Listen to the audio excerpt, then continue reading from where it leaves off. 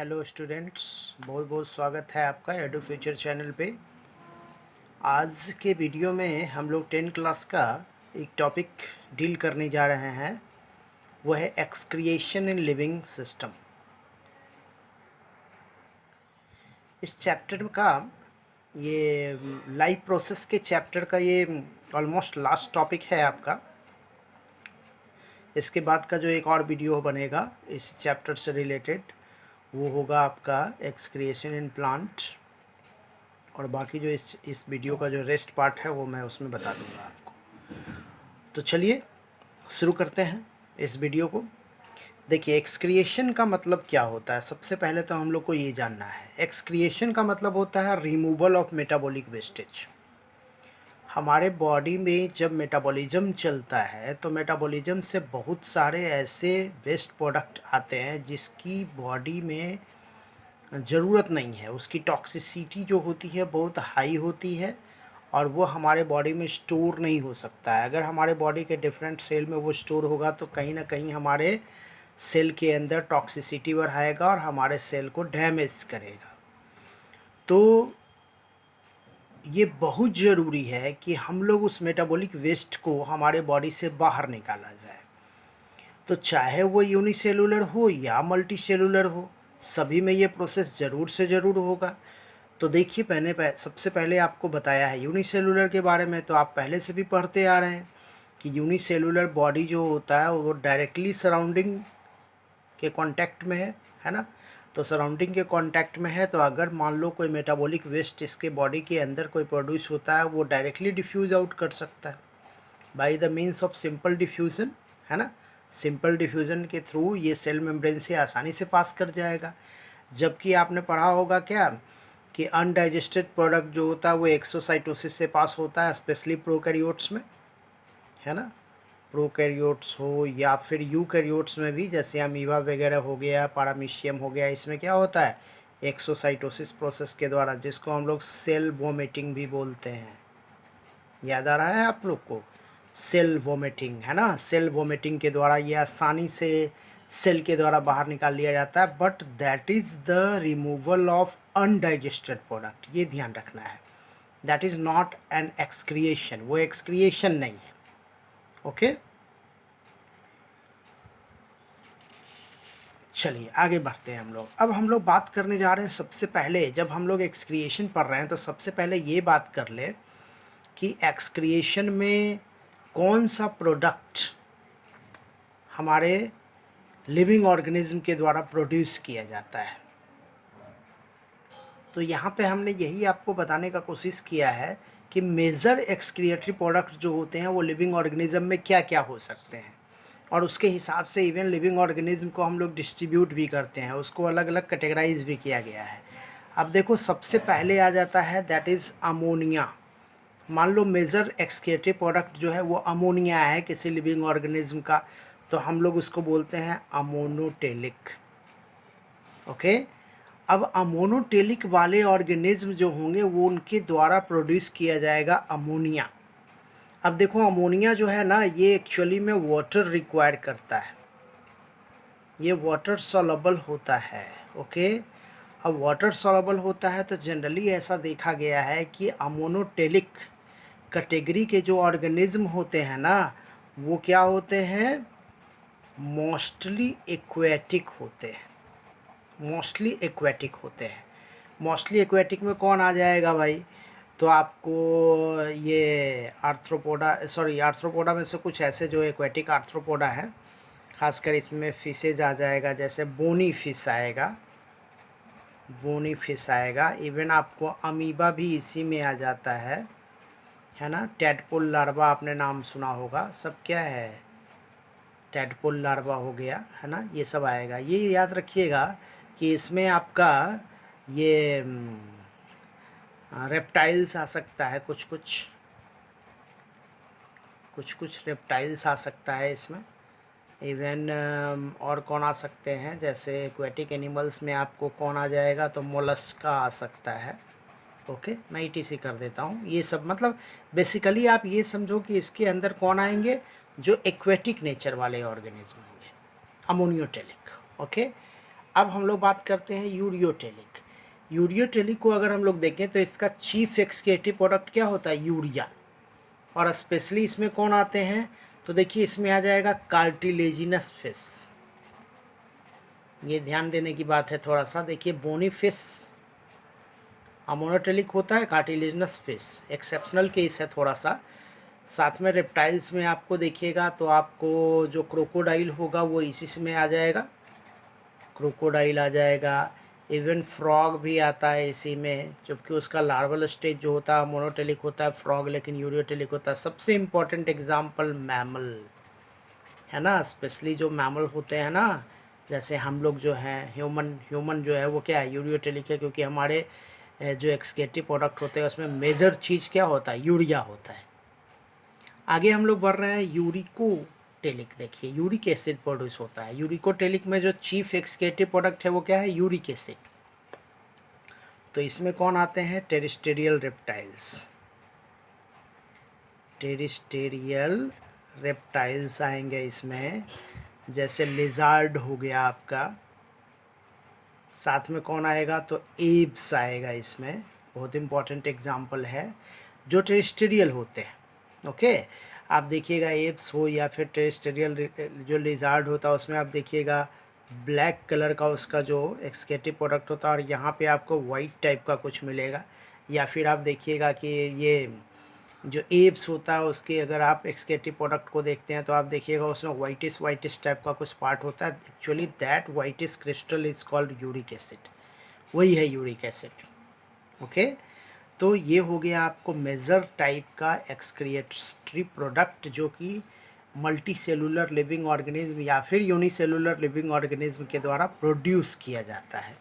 चलिए आगे बढ़ते हैं हम लोग। अब हम लोग बात करते हैं कि अलग अलग टाइप के जो एक्सक्रीटरी ऑर्गन्स अवेलेबल होते हैं डिफरेंट टाइप के मल्टी सेलुलर ऑर्गेनिज्म में। तो देखिए सबसे पहले हमने बात किया है पोरीफेरा और निडेरिया का। इसमें बॉडी सरफेस के द्वारा होता है। पोरीफेरा और निडेरिया में किसके द्वारा होगा, बॉडी सरफेस के द्वारा। प्लैटीहेल्मिन्थेस में देखिए इंपॉर्टेंट जो है उसको मैं टिक लगा रहा हूँ, काफ़ी इंपॉर्टेंट है ये। फ्लेम सेल आपने 9 क्लास में भी पढ़ा होगा कि प्लैटीहेल्मिन्थेस में फ्लेम सेल पाया जाता है, या फिर पाया जाता है प्रोटोनेफ्रिडिया। क्या होता है, प्रोटोनेफ्रिडिया, है ना। इवन एनेलिडा के अंदर भी पाया जाता है। मैं इसका अलग से दे देता हूँ, मैं यहाँ अलग से लिख देता हूँ। एनेलिडा में भी पाया जाता है नेफ्रिडिया। क्या पाया जाता है, नेफ्रिडिया, इम्पॉर्टेंट है ये। ओके, और एसके हेलवेंथिस में जिसको हम लोग राउंड वॉर्म बोलते हैं, इसमें कौन आता है, राउंड वॉर्म आता है। तो राउंड वॉर्म में पाया जाता है रेनेट सेल्स। कौन पाया जाता है, रेनेट सेल्स। ये सब इम्पॉर्टेंट है। आर्थ्रोपोडा में जैसे इंसेक्टा में अगर आप देखिएगा तो पाया जाता है माल्फिगिन ट्यूबल्स, जैसे कॉकरोच हो गया उसमें आपको माल्फिगिन ट्यूबल्स मिलेगा। ओके, प्रॉन में देखिए स्पेशली प्रॉन में मिलता है क्या, ग्रीन ग्लैंड या एंटेनल ग्लैंड भी बोलते हैं इसको, एंटेनल ग्लैंड भी बोला जाता है। ग्रीन ग्लैंड और एंटेनल ग्लैंड ऑलमोस्ट सेम ही टाइप का चीज़ है। स्कॉर्पियन और स्पाइडर में आप देखिएगा तो मिलेगा कोक्सल ग्लैंड। क्या मिलेगा, कोक्सल ग्लैंड। एक्चुअली में ये सब कम्पिटिटिव टाइप का कुछ क्वेश्चंस है जो आपको याद रखना है। ओके, मोलस्का में आपको देखिए मिलेगा ऑर्गन ऑफ बोजेनस। हायर क्लासेस में ये सब पढ़ना है, मैं थोड़ा सा मैंने आपको यहाँ समझाने बताने का कोशिश किया है। उसी तरह देखिए हेमिकॉर्डाटा में प्रोबोसिस ग्लैंड। एक्चुअली में ये सब टॉपिक जो है ना वो आप कहीं ना कहीं 9 में क्लासिफिकेशन, जब एनिमल्स का क्लासिफिकेशन आप पढ़े होंगे तो उसमें भी थोड़ा बहुत इसके बारे में पढ़े होंगे। तो ये मोलस्का में हो गया ऑर्गन ऑफ बोजेनस। हेमिकॉर्डाटा में देखिए प्रोबोसिस ग्लैंड, याद होगा बेलेनोग्लोसस, प्रोबोसिस ग्लैंड पाया जाता है उसमें। उसी तरह देखिए यूरोकॉर्डाटा में पाया जाता है न्यूरल ग्लैंड, और वर्टिब्राटा जिसमें हम लोग बिलोंग करते हैं उसमें पाया जाता है किडनी। तो इस तरह से हम लोगों ने देखा कि ये वेरियस टाइप के एक्सक्रीटरी ऑर्गन्स होते हैं जो अलग अलग टाइप के एनिमल कैटेगरीज में पाए जाते हैं। देखिए आप इस सारे टॉपिक को समझने के लिए, इसको याद रखने के लिए आप ऐसा कर सकते हो, इसका स्क्रीनशॉट ले लो और बाद में आप इसको आसानी से उतार सकते हो। ओके, चलिए आगे बढ़ रहे हैं हम लोग। अब हम लोग बात करने जा रहे हैं ह्यूमन एक्सक्रीटरी सिस्टम का। देखिए अब तो क्लास 10 में यही मेजर आपको टॉपिक है, आपको ह्यूमन एक्सक्रीटरी सिस्टम ही मेन रूप से पढ़ना है। तो देखिए ह्यूमन एक्सक्रीटरी सिस्टम में क्या क्या पाया जाता है। देखो इसमें आपको मिलेगा pair of kidney, pair of ureter मिलेगा, यूरिनरी ब्लैडर मिलेगा और यूरेथ्रा मिलेगा। ये 4 मेजर कंपोनेंट्स होते हैं ह्यूमन एक्सक्रीटरी सिस्टम के। A pair of kidney, ureter जो कि एक ट्यूबुलर स्ट्रक्चर होता है। यूरेटर क्या होता है? एक ट्यूबुलर स्ट्रक्चर होता है। यूरिनरी ब्लैडर एक सैक लाइक स्ट्रक्चर होता है। ओके, स्टोरिंग ऑर्गन है, कह सकते हैं आप, स्टोरिंग ऑर्गन है। और ये भी एक ट्यूबुलर स्ट्रक्चर होता है जो कि बाहर, बॉडी से बाहर कर देता है यूरिन को।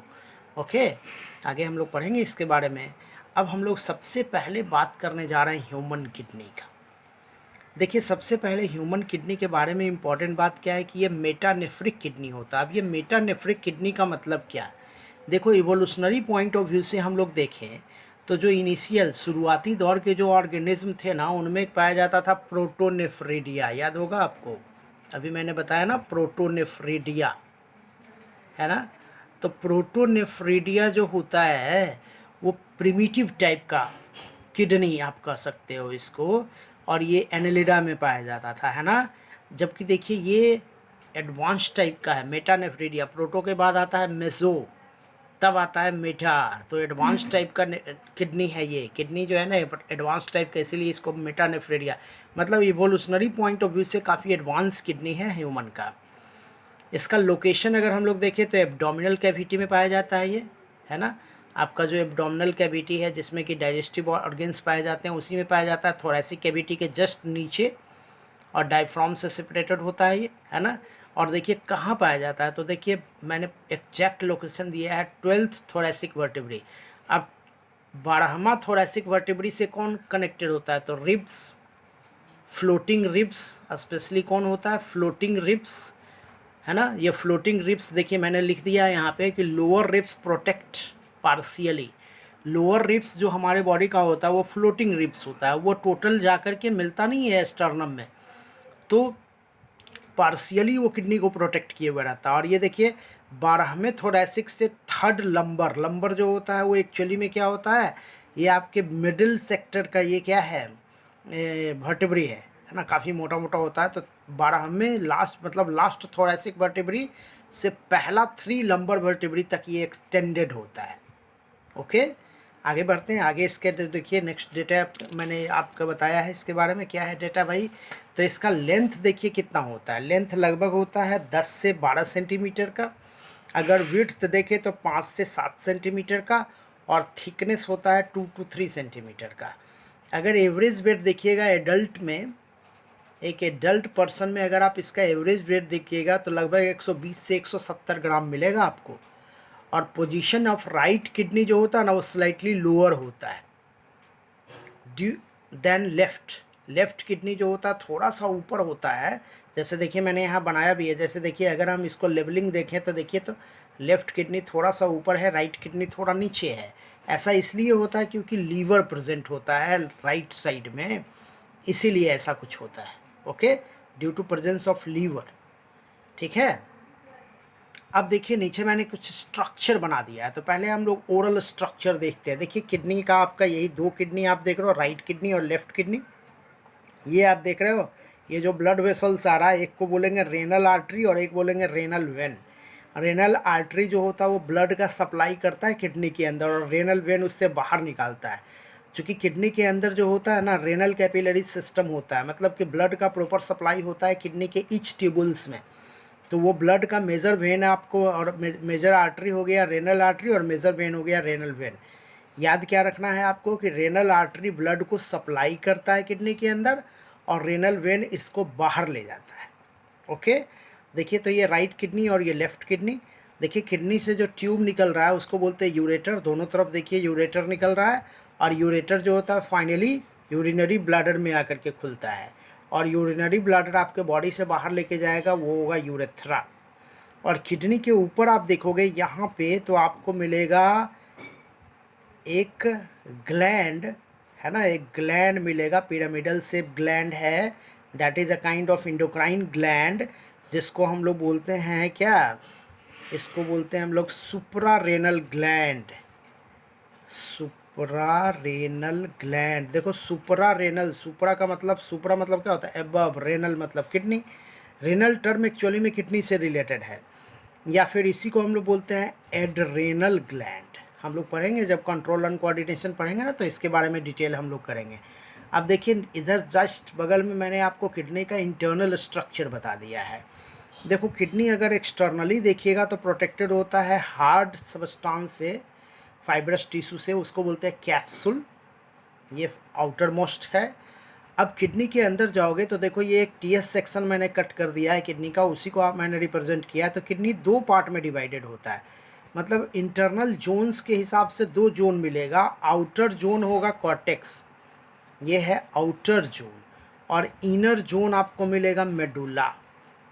देखिए बाहर का जो जोन है वो है कॉर्टेक्स, और अंदर का जो जोन है वो है मेडुला। ओके, अब देखिए इसमें आपको पिरामिड टाइप का स्ट्रक्चर मिलेगा। ये जो आप देख रहे हो ना, इसको बोलते हैं रेनल पिरामिड। ये क्या है, रेनल पिरामिड है मेडुला के जोन में। ओके, अब रेनल पिरामिड के बीच बीच में देखिएगा कुछ स्पेसेस अवेलेबल है ना, लग रहा है कि कोई कॉलम है। उस कॉलम को हम लोग बोलते हैं कॉलम ऑफ बर्टीनी, साइंटिस्ट के नाम पर है कॉलम ऑफ बर्टीनी। और ये वाला जो देखो किडनी का जो ये वाला हिस्सा है वो कॉनकेव हिस्सा है ना, ये देख रहे हो कॉनकेव हिस्सा है ना, कॉनकेव हिस्सा है। तो कॉनकेव वाला जो हिस्सा है उसको बोलते हैं हाइलम, उसके लिए टर्म क्या है, हाइलम। ओके, ये कौन सा पार्ट है, कॉनकेव पार्ट है। एक्चुअली में यही वो पार्ट है जहाँ से आपको देखिए रेनल आर्टरी, रेनल वेन और यूरेटर, ये सब इसी एरिया में इंट्रोड्यूस होता है या इसी एरिया से बाहर निकलता है, हाइलम के एरिया से। ओके, तो अब देखो ये जो आपका यूरेटर का जो वाइडर एरिया है, वाइडर एरिया जो फनल टाइप का लग रहा है आपको, उसी को बोलते हैं पेल्विस। ओके, और इसके बीच बीच में जो स्पेसेस देख रहे हो आप, उस स्पेसेस को हम लोग बोलते हैं कैलिक्स, उसको हम लोग बोलते हैं रेनल कैलिक्स। मैं यहाँ लिख देता हूँ, उसको बोलते हैं रेनल कैलिक्स, है ना, उसको बोलते हैं रेनल कैलिक्स, बीच बीच में जो हिस्सा है उसका। और ये हो गया यूरेटर। ओके, तो ये हुआ आपके internal structure of kidney, kidney का इंटरनल स्ट्रक्चर है। आप देखिए ये करना क्या है आपको कि ये सारे जो हैं मैंने जो बता रहा हूँ मैं इसका आप कोशिश कीजिए कि आप स्क्रीनशॉट ले लो, और बाद में इसको फाइनली फिर आप एज ए नोट के रूप में आप इसको उतार सकते हो। ओके, तो चलिए आगे बढ़ते हैं हम लोग। अब हम लोग बात करने जा रहे हैं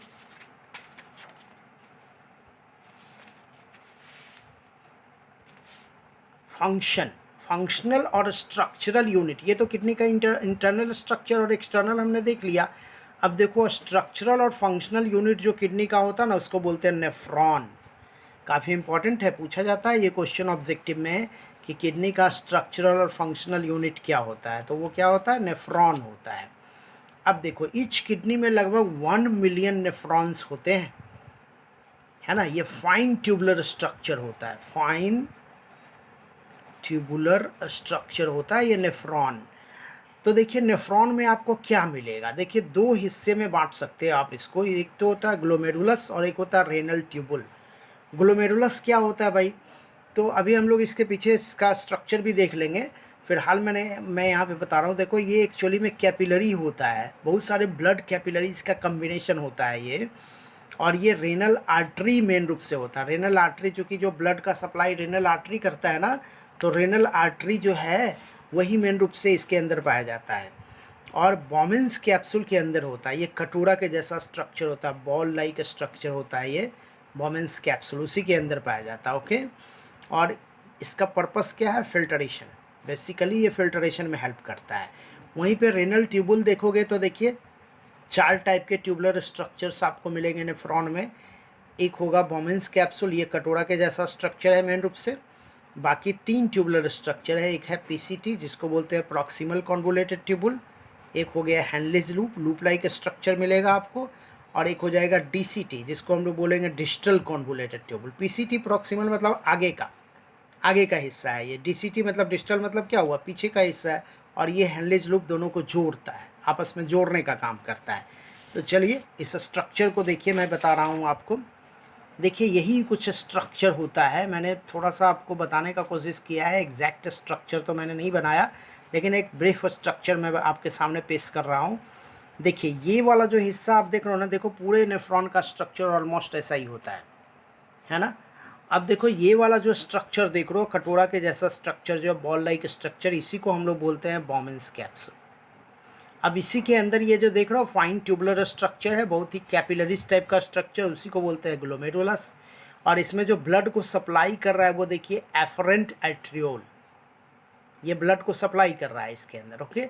और ब्लड को बाहर लेके जा रहा है वो है इफरेंट आर्टियोल, है ना, जो जो ब्लड को ला रहा है, यहाँ से ब्लड आता है और यहाँ से ब्लड बाहर निकल जाता है। तो एफरेंट आर्टियोल और इफरेंट आर्टियोल, दो टाइप का आर्टियोल होता है। एक और ध्यान देने वाली बात क्या है कि देखिए इसका डायमीटर थोड़ा सा ज़्यादा है और इसका डायमीटर थोड़ा कम है। तो डायमीटर ज़्यादा और डायमीटर कम, तो यहाँ पे प्रेशर क्या होगा, बहुत हाई होगा, ओके। और आप देखोगे हायर क्लासेस में पढ़ना है ये चीज़ कि यहाँ पे कुछ स्पेशल टाइप के सेल्स भी पाए जाते हैं। ये जो बॉमेंस कैप्सूल का इनर लाइनिंग है ना, वहाँ पे कुछ स्पेशल सेल पाया जाता है, उसको बोलते हैं पोडोसाइट। एक्चुअली में पोडोसाइट क्या होता है, पोर होता है, सेल में पोरस स्ट्रक्चर्स होता है, फिल्टरिंग यूनिट है ये, फिल्टरेशन सेल है ये, सीवर्ट सेल है ये, ओके। और इसी की वजह से यहाँ हाई प्रेशर की वजह से क्या होता है कि यहाँ से ब्लड जो है वो फिल्टर करता है, ब्लड के मैक्सिमम पार्ट जो होते हैं वो इस एरिया में फिल्टर कर जाते हैं, ओके। अब देखिए ये जिस ट्यूबुलर स्ट्रक्चर में खुलता है उसी को बोलते हैं प्रॉक्सिमल कन्वोल्यूटेड ट्यूबुल। अब देखिए प्रॉक्सिमल कन्वोल्यूटेड ट्यूबुल के बाद ये वाला जो हिस्सा देख रहे हो ना, इसको बोलते हैं हैनलिज लूप। देखिए वही है हैनलिज लूप। अब हैनलिज लूप में दो हिस्सा मिलेगा आपको, एक होगा डिसेंडिंग लूप जो नीचे आ रहा है, और एक होगा असेंडिंग लूप जो ऊपर आ रहा है, ओके। डिसेंडिंग और असेंडिंग लूप, ये हुआ डिसेंडिंग लूप और ये हुआ असेंडिंग लूप। और ये वाला देखिए जो इससे, ये देखिए बॉमेंस कैप्सूल के जो नज़दीक वाला हिस्सा था उसको क्या बोल रहे थे, पीसीटी। और बॉमेंस कैप्सूल से जो दूर वाला हिस्सा उसको बोल रहे हैं डीसीटी, जो कलेक्टिंग डक्ट के टुवार्ड्स खुल रहा है। ये देखिए कलेक्टिंग डक्ट है, इसी कलेक्टिंग डक्ट में बहुत सारे नेफ्रॉन जो हैं वो आकर के जुड़ते हैं with the help of DCT. बहुत सारे नेफ्रॉन इससे जुड़े हुए होंगे।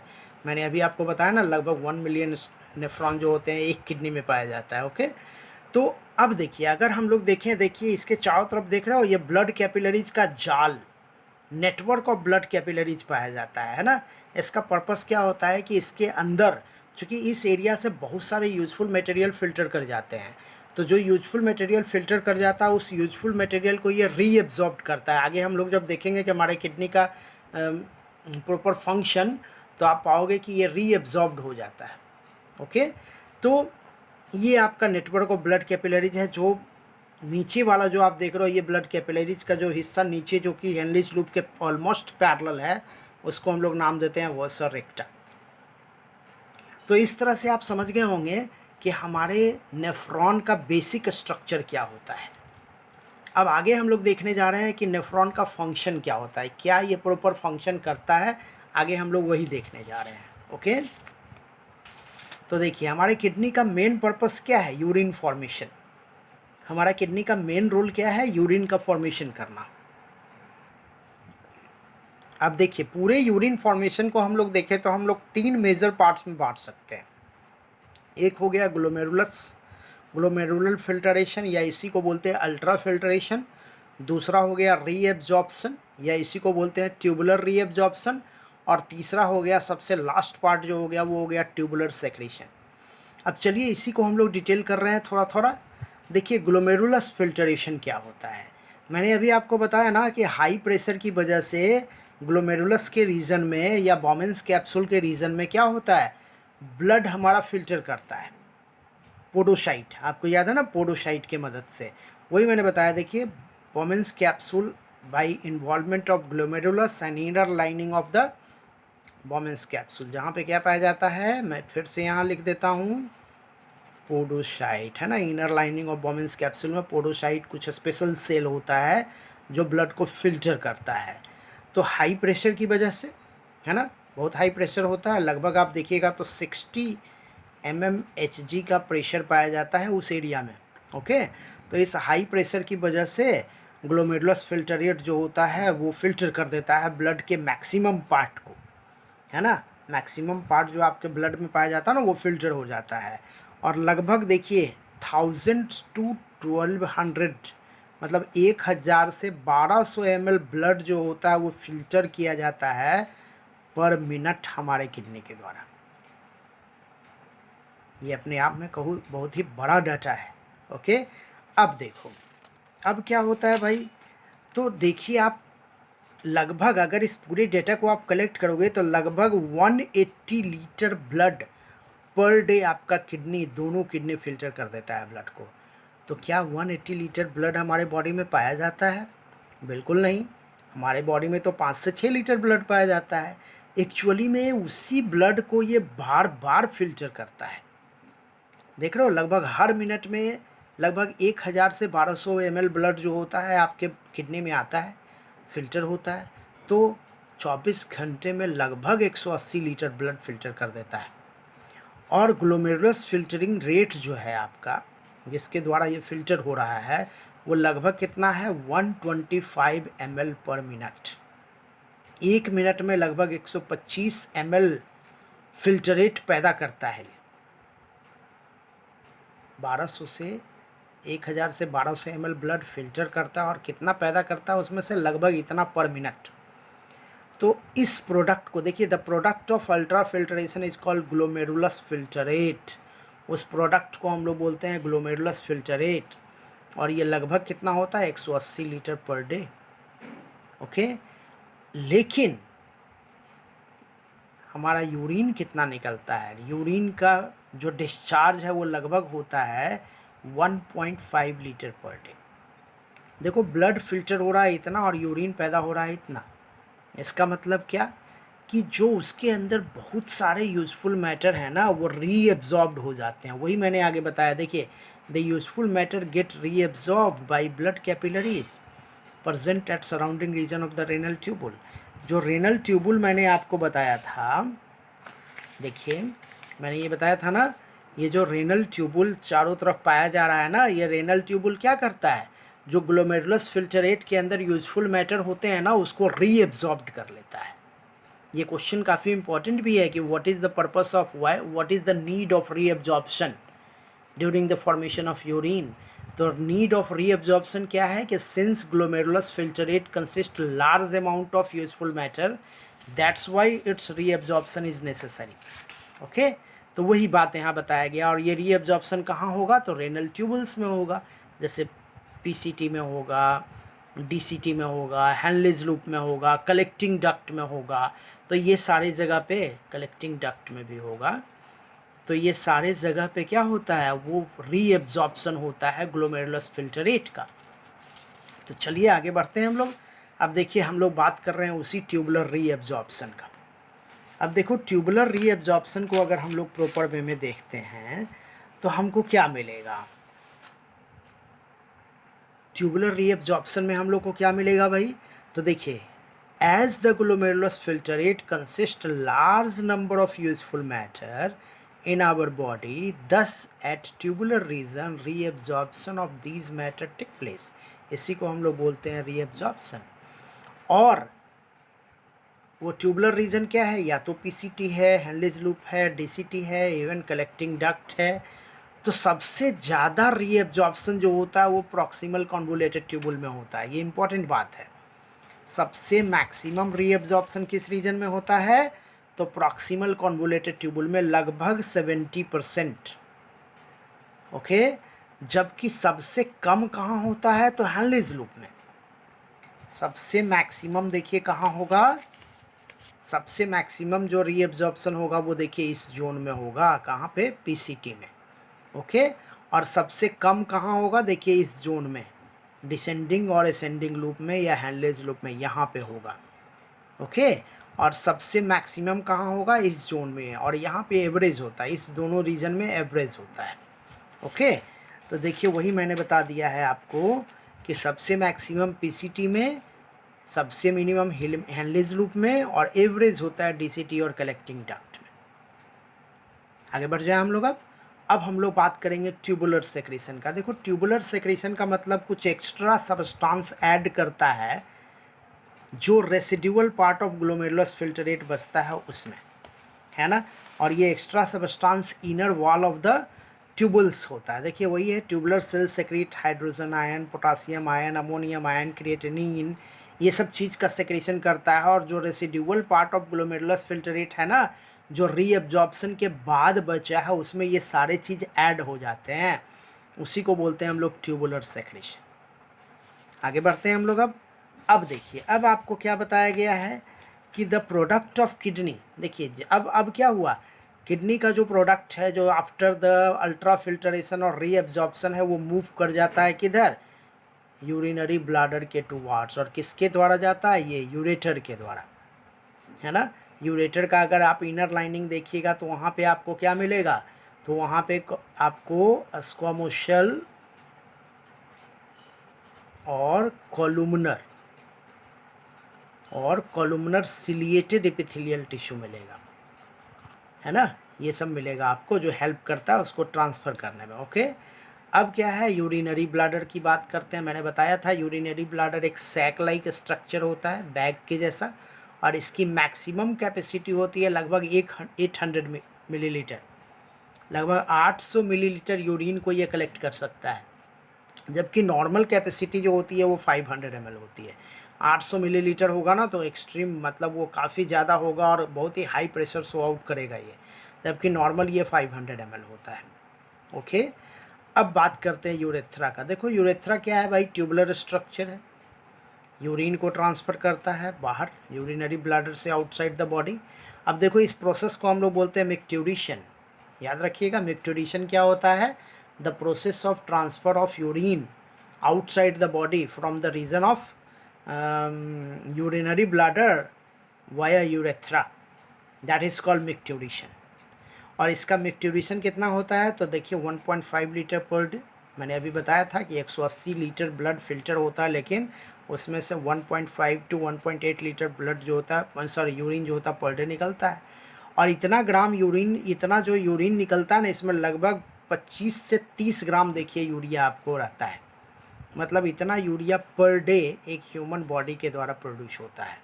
और आप देखोगे आपके यूरिन में कुछ स्पेसिफिक कलर भी होता है, ये ड्यू टू प्रेजेंस होता है यूरोक्रोम, है ना। ये एक्चुअली में डेड आरबीसी का प्रोडक्ट है, डेड आरबीसी का प्रोडक्ट है। अच्छा, एक यहाँ पे मैं और बात बता दूँ कि इस यूरिया का फॉर्मेशन कहाँ होता है, तो ये होता है लीवर में। ये बहुत इंपॉर्टेंट बात है, मैंने डाइजेस्टिव सिस्टम में भी इस बात की चर्चा की थी आपके सामने, कि यूरिया का जो प्रोडक्शन होता है वो लीवर में सबसे ज़्यादा होता है। सबसे ज़्यादा क्या, लीवर में ही होता है। और किडनी क्या करता है, वो सिर्फ इस यूरिया को फिल्टर करने का काम करता है।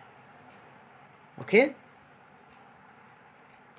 तो इस तरह से मैंने आपको जानकारी दे दी ह्यूमन एक्सक्रिएटरी सिस्टम का। इस वीडियो में आज हम लोग बस इतना ही देख रहे हैं।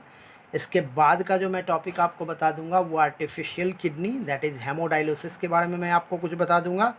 फिर मैं आपको अगले वीडियो में ही, उसी वीडियो में मैं आपको बता दूंगा ये एक्सक्रिएशन इन प्लांट में थोड़ा सा आपको डील कर दूंगा। तो मुझे आशा है कि आपको ये सारा टॉपिक काफ़ी अच्छे ढंग से समझ में आ गया होगा। आप बीच बीच में स्क्रीनशॉट लेकर के ये सारे टॉपिक का नोट्स बना सकते हैं, इससे आपका कंसंट्रेशन थोड़ा अच्छा बना हुआ रहेगा। तो आप अगर आपको ये टॉपिक बहुत अच्छा लग रहा है, अगर आपको ये वीडियो पसंद आ रहा है, तो आप अपने दोस्तों के साथ ज़रूर से ज़रूर शेयर कीजिए, लाइक कीजिए, सब्सक्राइब कीजिए, और अपने दोस्तों को ज़रूर से ज़रूर बताइए। और हमें कमेंट बॉक्स में ज़रूर से ज़रूर इस बात को इन्फॉर्म कीजिए कि आपको ये वीडियो कैसा लग रहा है। बहुत बहुत धन्यवाद आप लोगों का एडू फ्यूचर चैनल पे बने रहने के लिए।